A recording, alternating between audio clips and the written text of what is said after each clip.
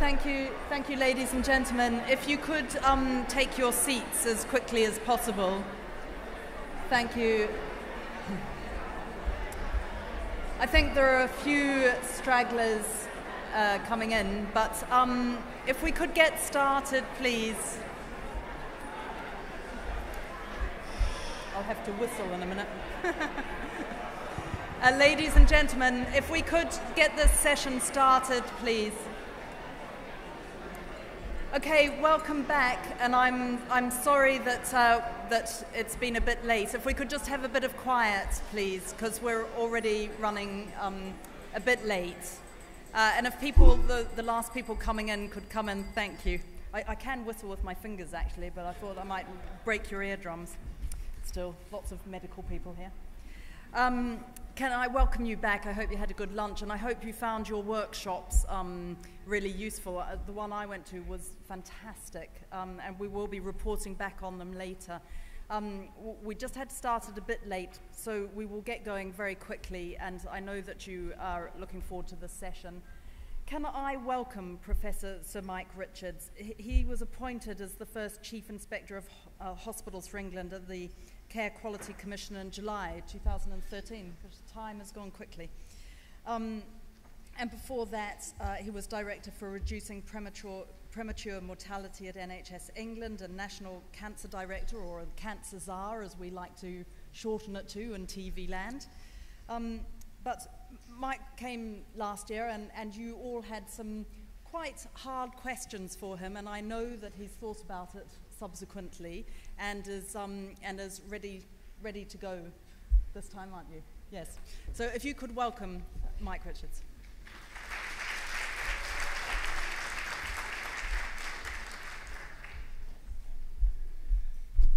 Thank you, Victoria. Good afternoon, ladies and gentlemen. I think it's good to be back, but we'll see as we go on.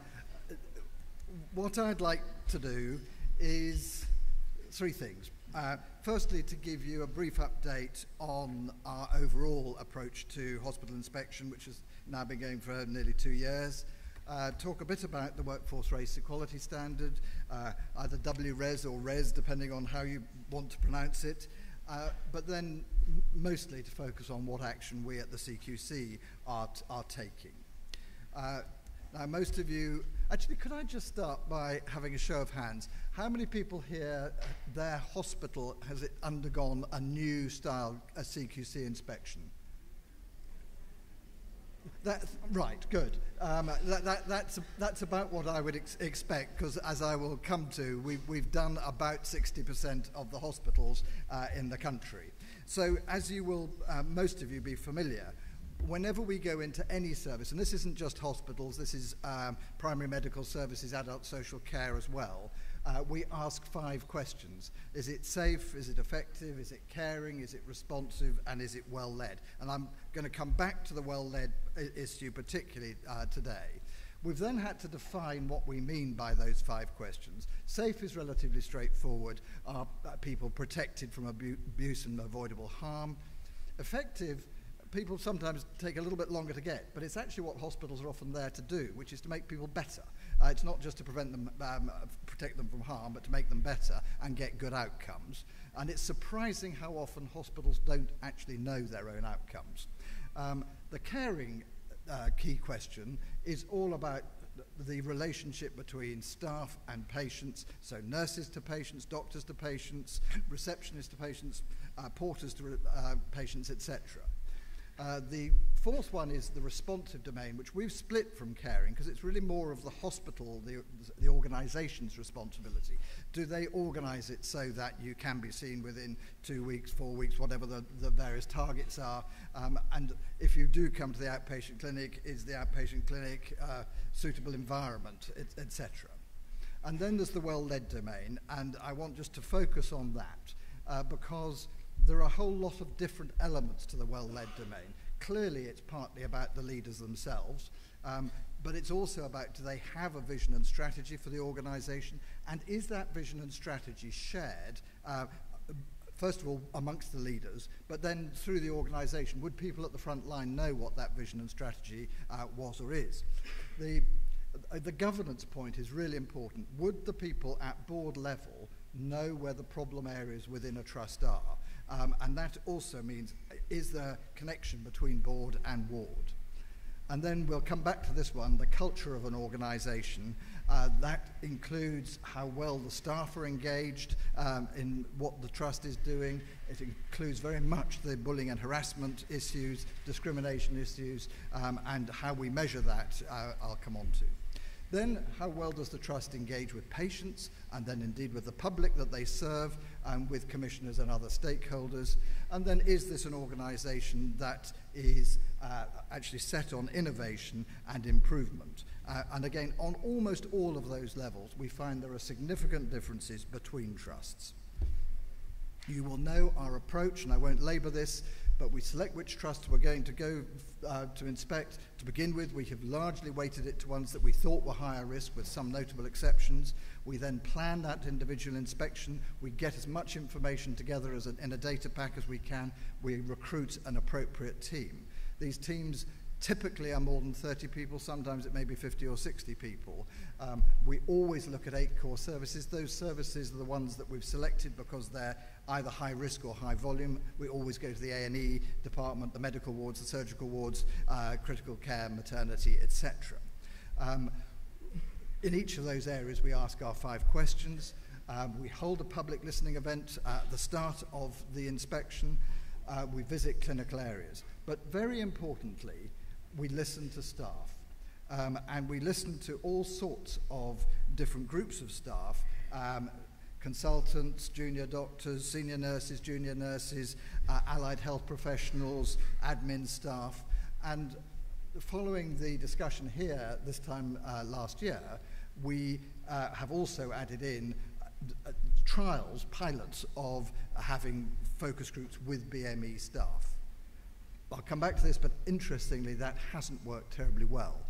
It does in some places, doesn't in others, and we don't really know why. And in some places, we've set up focus groups for BME staff, and nobody has come forward. So thoughts about why that might be would be really useful. But it doesn't mean we can't do other things. And we interview senior managers towards the end of the inspection, because by then we've got a good enough picture of what's going in the trust to be really probing. And our inspections always have an announced and an unannounced element. And then, of course, we take it all away, we write the report, we send that to the trust, they can challenge us on factual matters, but we confirm the ratings, and then we publish. Those are the 8 core services, but we don't need to go into them. And the ratings business, we have a 4-point scale. It's the same as Ofsted uses for education, but it's what we do is not just rate the hospital. We rate each service, and we rate each service against the 5 key questions. So what that looks like is, this is Anywhere Trust. It is a real one as it happens, but it doesn't matter where it is. And what you can see is, even within a trust, this won't come as any great surprise to any of you, we see great variation. We see that there are, if you take the caring domain, it was good throughout and outstanding in one aspect in intensive care. If you look across ways, you'll see that the services for children and the end-of-life care in this trust were very good, but there were areas that required improvement, and in one area, safety and maternity, was actually inadequate. So typically we see this picture of variation. So what have we done? We've now got to about 2/3 of all the trusts. We've got past the halfway mark on mental health trusts, and the same for standalone community trusts. We're working through the ambulance trusts, and we're now starting on equivalent inspections, some minor modifications for the independent sector. But what we want to be able to do is judge the independent sector on a level playing field with the NHS. And so the headline finding is the degree of variation between best and worst is large, and frankly, considering this is a national health service, that is unacceptable. And as I've already shown you, there's variation within a trust, but there's variation between trusts and variations within an individual service. It might just be one ward that really is not good enough. And just to show the other key finding, which again is important for this talk, which is about the culture of an organisation. quite difficult to define culture, but it's not that difficult. If you've got a team of 40 or 50 people going into a trust and spending 3 or 4 days there and meeting hundreds of staff, it is not that difficult to recognise the culture. The staff survey is one of the most important single data sets that we have, and I'll come back to the staff survey, which is telling us a great deal about which hospitals have particular issues in relation to the culture and how BME staff are treated. And we do see some trusts that have a fully open and learning culture. And the staff and who we meet in the focus groups are universally positive about the trust. But we don't actually see that everywhere. And we see other trusts where it is still very much a them and us, often between doctors and the management, particularly, and those with the trusts which tend not to do well overall. So this is just to give you 2 ends of the spectrum. On the left-hand side there is Frimley Park, which is the first trust that we rated as outstanding. As you can see, a lot of blue for outstanding, one area requiring improvement, which they fully accepted. Wexham Park Hospital, just to give another example, a lot of red. The interesting thing, of course, as some of you will know, is that Frimley Park has now taken over Wexham Park, and what we're hoping to see is that Wexham Park will come up to the standards of Frimley. But even within the Wexham Park site, what you can see is that the services for children and young people were good throughout, and the intensive care unit was good apart from the fact they couldn't ever discharge people back to the ward. So the individual services can be okay even within a trust that we had then to put into special measures.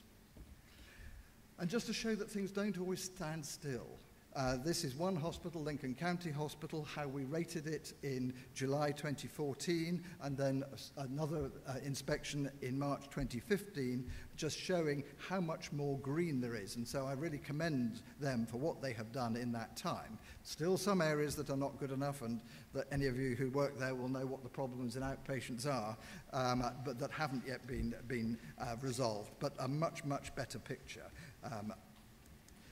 So, then on to the second part, which is what about the workforce race equality standard?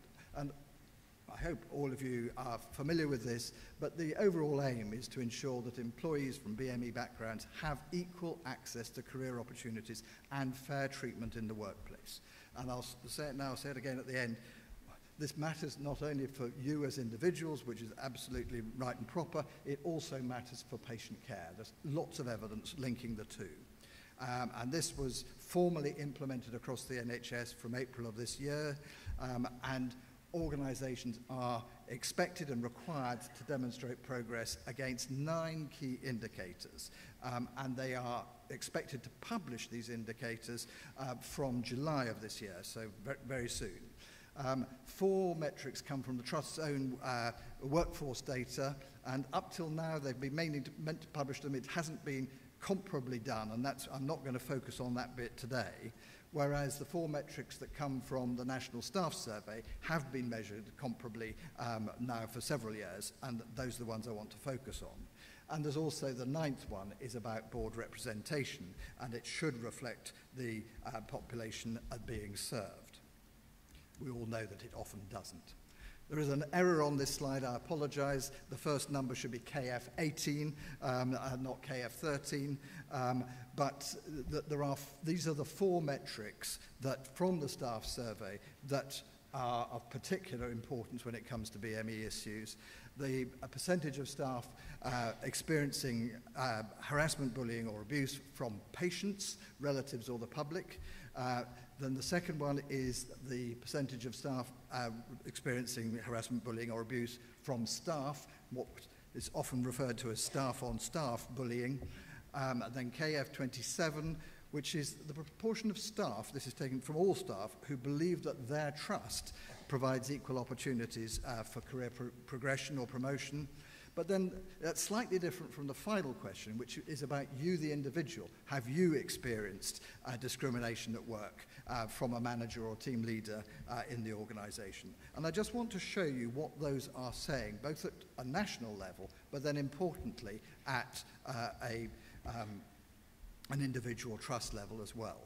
And the analysis that we've done was based on the 157 trusts as they were in 2014 when the survey results came out. As you know, the number of trusts seems to vary. It actually keeps going down a little bit as there are more mergers. And what we've done is to analyse 2 years' worth, 2013 and 2014. And we've looked at the national picture. We've then looked at the individual trusts that are outliers. So, this is the one about bullying from patients, relatives and the public. And what you can see, I hope you can see the numbers here, but first comment is if you take white or BME staff, actually over 1 in 4 members of staff are reporting that they are bullied by patients in the public. I don't think that was the case when I was a junior doctor. There are differences between white and BME staff, but the differences are less than 1%, but because of the numbers, those are actually significant. And then, importantly, there are differences at individual hospitals. The first 6, the block starting with Yeovil, West Herts, Portsmouth, Royal Liverpool, down to Barking-Havering and Redbridge, in each of those cases, the BME group are reporting higher levels of bullying. This is the one question where there are also a few trusts where the BME staff are reporting lower levels of bullying from the public or patients, and those are the 3 at the bottom. That's the only one where you'll see that, but you can see quite some differences, and I'll show you that in graphic form now. This is the results from the white ethnic group, and basically I'm going to toggle between the two. That's white and that is BME, and you can see it's slightly higher, the red line for the BME staff, but there's a wide variation between individual trusts, from about 10% here up to about 50% in some cases. So wide variation. And are trusts paying enough attention to these figures? My view is no.